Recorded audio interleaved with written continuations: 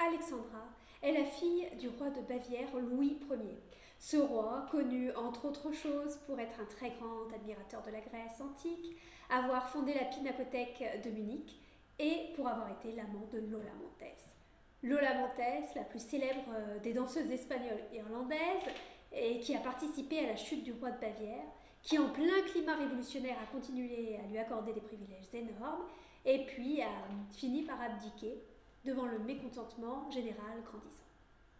Lorsque le roi quitte Munich, Lola a déjà pris la tangente direction les États-Unis, où elle s'installe en Californie, avant de rejoindre l'Australie, faire fortune et devenir une véritable star grâce à sa danse de l'araignée, qui fait merveille et scandale. Et puis en 1860, on la retrouve à New York, seule, ruinée, et puis elle meurt l'année suivante d'une pneumonie à 39 ans. Mais à Munich subsiste de Lola Montez le plus célèbre tableau qui ait été fait d'elle. Il est accroché au palais de Nymphenburg dans la galerie des beautés et se trouve tout à côté de celui d'Alexandra. La galerie des beautés, c'est un ensemble de 36 portraits réalisés par le peintre de la cour Stiller et commandé par Louis Ier qui voulait immortaliser la beauté qu'il avait rencontrée chez ces quelques femmes.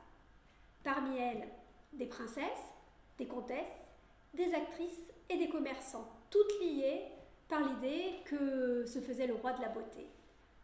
Beaucoup liées par le fait qu'elles aient été ses maîtresses, comme Auguste Strobel, qui fut horrifiée lorsqu'elle découvrit son portrait. Parce que Stiller offre des coups particulièrement présents et longs aux femmes qu'il représente.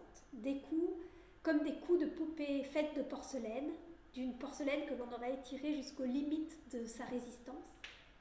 Si long et si marqué qu'Auguste s'est plainte qu'elle n'était pas un cygne, mais une femme, et Stiller a dû retravailler pour une deuxième version, qui a pu être, elle, ensuite accrochée dans la galerie. On trouve donc des maîtresses du roi accrochées là, mais on ne trouvera pas la reine, sa femme, qui a pourtant été peinte par Stiller.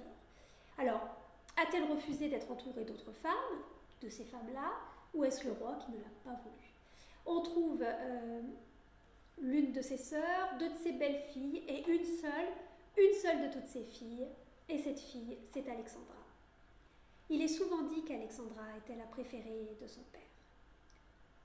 Je me suis rendue au palais de Nymphenburg pour mettre mes pas dans les pas d'Alexandra, et j'ai traversé la galerie des beautés, avec Alexandra et Lola si proches l'une de l'autre, sur le mur à droite quand on rentre. Mais la galerie des beautés n'a pas toujours été là, elle a été déplacée depuis le palais de la résidence, et donc l'accrochage n'est pas le même qu'à l'origine.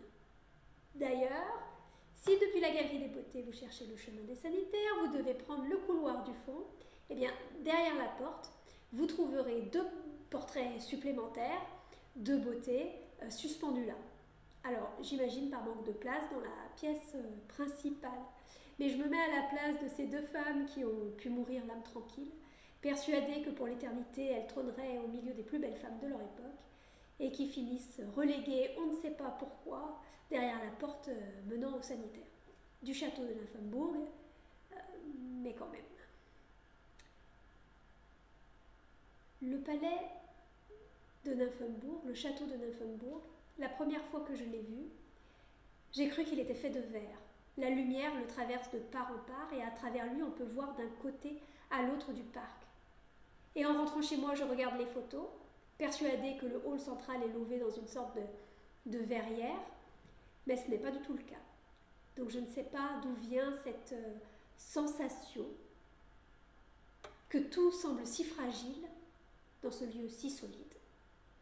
Ce que je n'ai pas vu non plus sur place, c'est que dans l'un des bâtiments du parc, il y a depuis toujours la fabrique royale de porcelaine, et que bien sûr, depuis cette fabrique, se répand une poussière blanche, une forme de saleté blanche, une de celles qu'Alexandra n'aurait pas vues à l'œil nu sur le tissu de ses robes. Pour en revenir à la galerie, lorsque Louis commande le portrait de sa fille au peintre de la cour, Alexandra est âgée de 13 ans. Quand le tableau est accroché une première fois, on est choqué de voir cette si jeune personne au milieu de toutes ces femmes. Et donc il est décroché et mis dans un coin de l'atelier du peintre. En 1845, Alexandra a 19 ans, on reprend le tableau qui est modifié et qui peut rejoindre la collection du roi. 1845, c'est l'année durant laquelle le souvenir qu'elle avait, enfant, avalé un piano de verre, revient à la mémoire d'Alexandra. 19 ans, c'est l'âge qu'elle avait lorsque, soudainement, elle s'est mise à boiter, son piano de verre coincé dans son ventre.